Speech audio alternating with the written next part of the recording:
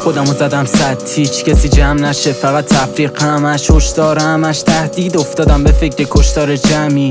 من خودمو زدم صد هیچ کسی جمع نشه، فقط تفریق همش هشدار همش تهدید، افتادم به فکر کشتار جمعی.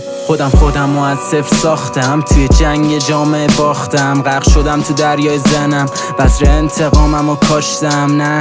نرسیدن به دادم، تنها جور روزامو دادم. من همه جملام سانسور میشه، رو من همه نگاه تارن.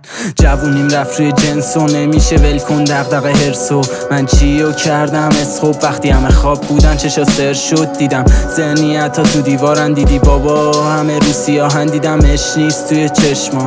بعد کشیده شدم و تو اینجا هم دیدم توی دنیای خشم سرم هم خشم از اون از تو. همه میدونم حقمه ولی بستم، عصبی از همتون جرمم فرقمه. من دیدم شبتون روز منه، دم صبح درگیر دود دمت. دیدی پسرت توی خون قوطه وره، وقتی کل جهان نونه ننه. به خودم باختم صد هیچ کسی جمع نشه، فقط تفریق همش هشدار همش تهدید، افتادم به فکر کشتار جمعی. من خودمو زدم صد هیچ کسی جمع نشد، فقط تفریق همش هشدار همش تهدید، افتادم به فکر کشتار جمعی.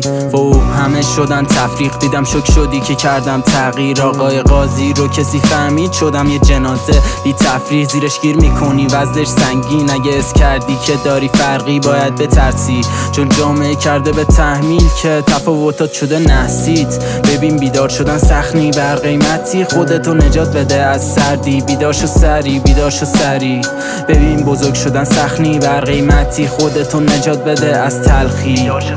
بیدارشو سری کشتار جمعی، بعد خودتی و خودت تنها نیست. هیچکی شده برات شرابو توی سرما و گرما، تنها پر جنازه شهر زباله. بعد پشیمونی میاد سراغت، عذاب وجدان گان دستت، قتل خودت فرقت شد گناهت. از خواب بیدار میشید دوباره، از خواب بیدار میشید دوباره.